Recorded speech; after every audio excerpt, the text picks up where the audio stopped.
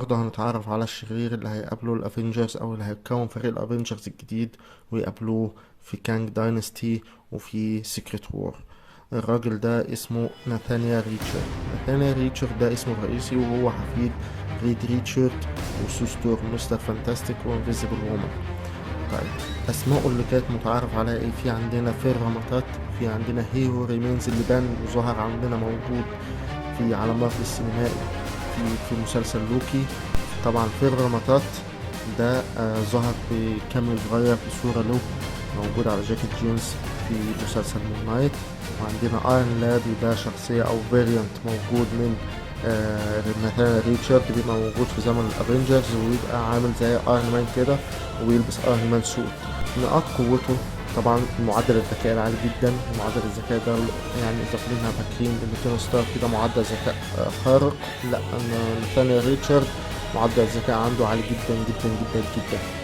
طبعا بيقدر يستخدم التكنولوجيا بما ان اللي هو من نقط قوته برضه اللي هو بيسافر عبر الزمن وبيقدر يسافر عبر الزمن، وبيقدر يستخدم التكنولوجيا المتواجدة في جميع الأزمنة.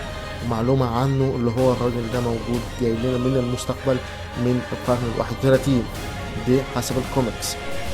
وشوفنا في التريلر اللي موجود من ضمن القوة اللي موجودة عنده اللي هو بيطلع طاقم دي الاثنين او من البدلة بتاعته عموما، يعني ويقدر يستخدم الطاقة ويطوعها ويستخدمها كسلاح. ده من القوة اللي عنده. البدلة بتاعته برضه بيتكلموا اللي هي متطورة جدا.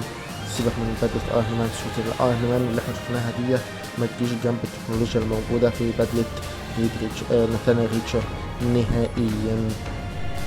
طبعا هو في حاجة هيبقى طلب محتاج في انت مان. لما سأله قال له انا محتاج منك حاجة واحدة وانا اقدر اديك الحاجة الوحيدة اللي انت محتاجها وهي الوقت. ده اللي ظهر في التريلر. طيب، هو ايه اللي محتاجه ناثانيال ريتشارد في او كانج ذا كونكر في الفيلم ده؟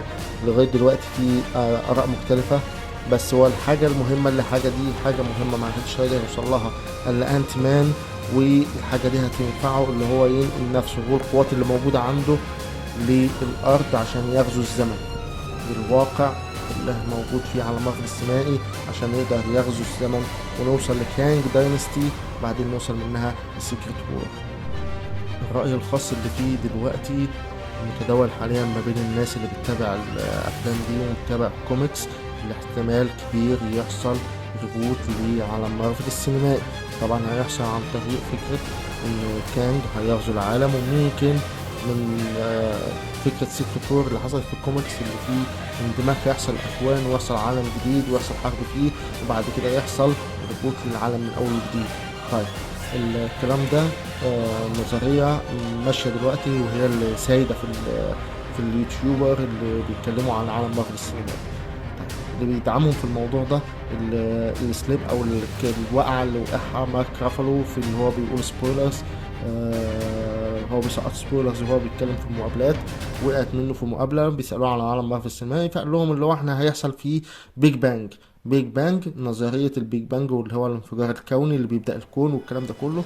فكله ربط ده بان هيحصل سوفت ريبوت لعالم مارفل السينمائي عشان يقدموا الاكس مين ويقدموا الشخصيات الجديده اللي بقت موجوده عندهم ان هو مش هيقدر يقدمها في العالم الموجود دلوقتي. هيحصل ايه؟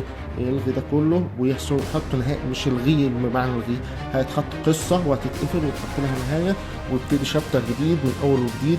الشخصيات ممكن نلاقي نفس الشخصيات في شخصيات من اللي احنا شفناها في العالم اللي احنا شفناه ده تبتدي في العالم الجديد او في النظام الجديد بس بممثلين تانيين، ممثلين جداد.